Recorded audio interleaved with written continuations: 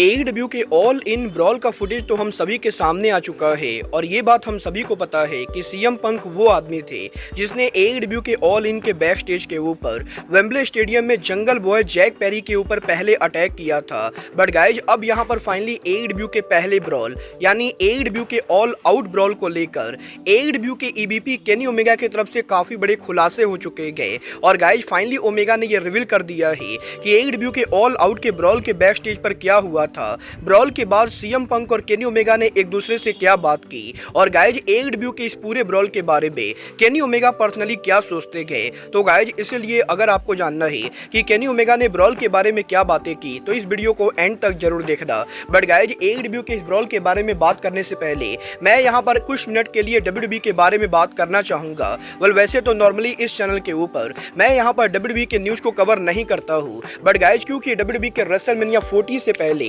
मैंने यहाँ पर लाइव स्ट्रीमिंग के ऊपर काफी ये बात कही थी कि डब्ल्यूडब्ल्यूई के रेसलमेनिया के ऊपर Cody Rhodes versus Roman Reigns match के अंदर stone cold Steve Austin interfere करने वाले गए। तो गाइज इसीलिए काफी सारे लोगों को लगा था कि ऑस्टिन यहाँ पर रेसलमेनिया पर रिटर्न करेंगे और गाइज जब यहाँ पर ऑस्टिन ने रेसलमेनिया पर रिटर्न नहीं किया तो गाइज काफी सारे लोगों ने मुझे भी कॉल आउट किया था। और गाइज अब मैं आपको फाइनली ये बताना चाहूंगा कि आखिर डब्ल्यूडब्ल्यूई के रेसलमेनिया 40 के ऊपर स्टोन कोल्ड स्टीव ऑस्टिन क्यों रिटर्न नहीं हुए। वैसे तो मैंने रेसलमेनिया के बाद विंडी सिटी रियूट को लेकर जब लाइव स्ट्रीमिंग कही थी तो मैंने लाइव स्ट्रीमिंग के ऊपर ये बात कही थी कि पॉसिबली डब्ल्यूडब्ल्यूई ने ऑस्टिन को उतने पैसे नहीं दिए होंगे जितने पैसे ऑस्टिन रेसलमेनिया पर आने के लिए मांग रहे थे। बट गाइज अब यहाँ पर ऑफिशियली पीडब्ल्यूआई इनसाइडर ने ये कंफर्म कर दिया है कि सच में यहाँ पर डब्ल्यूडब्ल्यूई के रेसलमेनिया के ऊपर पैसों की वजह से स्टोन कोल्ड स्टीव ऑस्टिन नहीं आए। गाइज डब्ल्यूडब्ल्यूई के ओरिजिनली रेसलमेनिया प्लान्स के हिसाब से John Cena Seth Rollins match के अंदर इंटरफियर करने वाले थे। बट गाइज ओरिजिनली डब्ल्यूडब्ल्यूई के रेसलमेनिया के ऊपर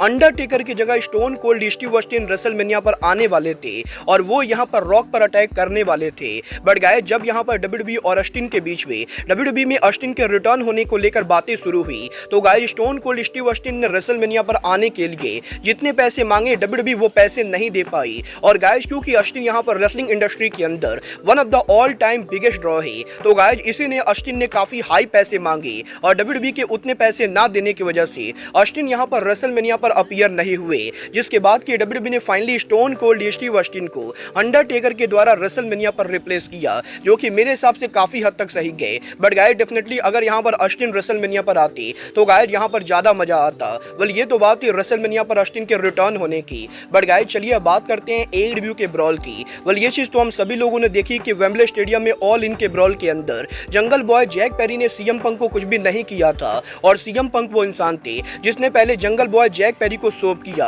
और इसके बाद पेरी को उन्होंने चोक आउट करने की कोशिश की। बट गाइज यही ऑल इन के ब्रॉल में पंक की गलती साबित होने के बाद अब ऑल आउट के ब्रॉल को लेकर केनी ओमेगा ने काफी सारे बड़े खुलासे किए हैं, जहां पर ओमेगा ने उनके लेटेस्ट ट्विच स्ट्रीम के ऊपर सबसे पहले तो ये कंफर्म कर दिया है कि एईडब्ल्यूई के ऑल आउट के बैक स्टेज के ऊपर जो ब्रॉल हुआ था उस ब्रॉल के अंदर केनी ओमेगा ओरिजिनली इन्वॉल्व नहीं थे। और गाइज ओमेगा का ये कहना है कि जब यहाँ पर ऑल आउट के बैक स्टेज पर सीएम पंक के लॉकर रूम के अंदर ये सारा ड्रामा शुरू हुआ तो गाइज केनी ओमेगा किसी और जगह के ऊपर थे। बट गाइज जैसे ही ओमेगा को ये बात पता चली कि बैक स्टेज के ऊपर ब्रॉल हो रहा है तो गाइज ओमेगा यहाँ पर दौड़कर सीएम पंक के लॉकर रूम में पहुंचे और जब यहाँ पर ओमेगा उस टाइम पर लॉकर रूम में पहुंचे तो गाइज लॉकर रूम के अंदर काफी ज्यादा केओस हो रहा था और कई सारे लोग एक दूसरे को मार रहे थे। बट गाइज यहाँ पर जैसे ही केनी ओमेगा पंक के लॉकर रूम में पहुंचते गए तो गाइज पंक यहाँ पर इस पूरे ब्रॉल के अंदर ना तो सीएम पंक को रोकने की कोशिश करते गए और ना ही यंग बक्स को रोकने की कोशिश करते गए, क्योंकि गाइज केनी ओमेगा का ये कहना है कि जब यहाँ पर लॉकर रूम के अंदर ये पूरा केओस हो रहा था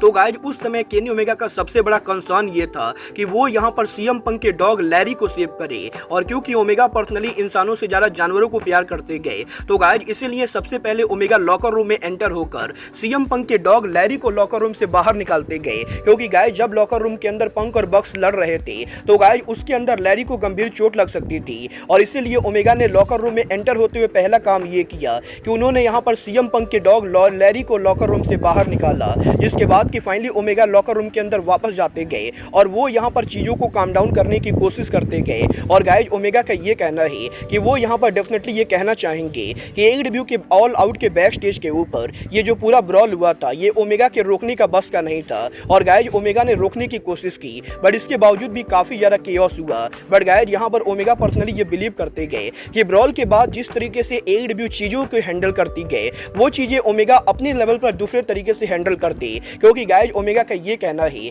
कि ब्रॉल के बाद यहाँ पर AEW के अंदर दोनों पार्टीज में किसी तरह की कोई भी बातें नहीं हुई। और गाइज ओमेगा पर्सनली ये बिलीव करते गए कि वो यहाँ पर अगर AEW कंपनी के बॉस होते तो वो यहाँ पर ब्रॉल के बाद दोनों पार्टीज को बैठाकर बात करवाते और वो यहाँ पर दोनों पार्टीज के बीच में हैंडशेक करवाते। बट गाइज क्योंकि केनी ओमेगा AEW के बॉस नहीं गए तो गाइज वो ऐसी पावर नहीं रखते गए। बट गाइज यहाँ पर ओमेगा ने उनके पर्सनल लेवल के ऊपर अदर पार्टी यानी CM पंक से ब्रॉल के बाद बात की। और गाइज ओमेगा ने ये कंफर्म किया है कि ऑल आउट पर पंक और यंग बॉस के हुए ब्रॉल के बाद CM पंक के लॉकर रूम में केनी ओमेगा दोबारा एंटर हुए थे। और जब यहाँ पर पूरा मामला शांत हो गया था तो गाइज केनी ओमेगा पर्सनली अकेले में CM पंक से बात करते गए और इन दोनों के आपस में बात करने के बाद इन दोनों ने अपने लेवल पर पूरी चीजें सुलझा ली गए। और गाइज क्योंकि ओरिजिनली कभी भी केनी ओमेगा और CM पंक के बीच में किसी तरह की कोई भी प्रॉब्लम नहीं थी, तो गाइज इसीलिए ओमेगा ये बिलीव करते गए कि ना तो CM पंक केनी ओमेगा को हेट करते गए और ना ही ओमेगा पंक को हेट करते गए। और गाइज केनी ओमेगा का ये कहना है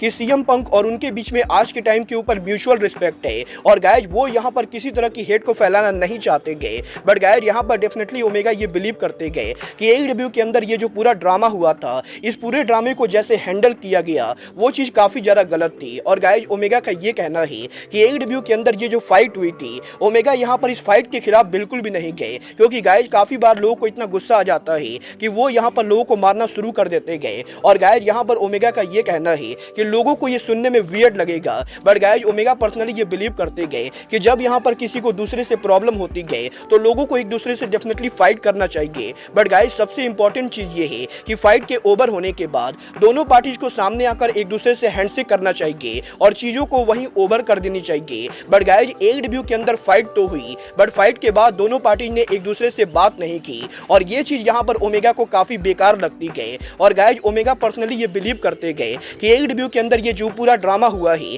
इसके बाद केनी ओमेगा को AEW का EVP भी नहीं रहना चाहिए, क्योंकि गाइज ओमेगा की EVP रहने के बाद भी उन्हें यहाँ पर कोई भी ऐसी पावर नहीं मिलेगी जिसकी वजह से वो यहाँ पर ऐसी चीजों को रोक सके। और गाइज ओमेगा का ये कहना है कि उनके यहाँ पर कंपनी में अगर EVP रहने के बाद भी वो यहाँ पर ऐसी चीजों को नहीं रोक पा रहे गए तो गाइज वो यहाँ पर EVP बनना डिजर्व नहीं करते गए। और कुछ इस तरीके से ट्विस्ट के ऊपर केनी ओमेगा ने पूरे ब्रॉल को लेकर काफी सारी चीजों को क्लियर कर दिया है, जहां पर ओमेगा ने ये क्लियर कर दिया है कि वो यहाँ पर पंक से ऑलरेडी बात कर चुके गए और इसीलिए CM पंक ने कभी भी केनी ओमेगा को लेकर ना तो सोशल मीडिया पर कोई उल्टा सीधा ट्वीट किया और ना ही केनी ओमेगा को लेकर CM पंक ने किसी भी इंटरव्यू में कोई फालतू बातें बोली गए, क्योंकि इन दोनों ने ऑलरेडी एक दूसरे से बात कर ली गए। बट गाइस डेफिनेटली यहाँ पर यंग बॉक्स और CM पंक के ईगो इश्यू के वजह से इन दोनों ने कभी भी एक दूसरे से बात नहीं की। और गाइस यहाँ पर डेफिनेटली मैं ये कहना चाहूंगा कि AEW कंपनी के अंदर ये जो पूरा ड्रामा हुआ है इसके अंदर जितनी यंग बॉक्स की गलती थी उतनी ही CM पंक की गलती थी। और गाइस मैंने ये बात पहले भी कही गई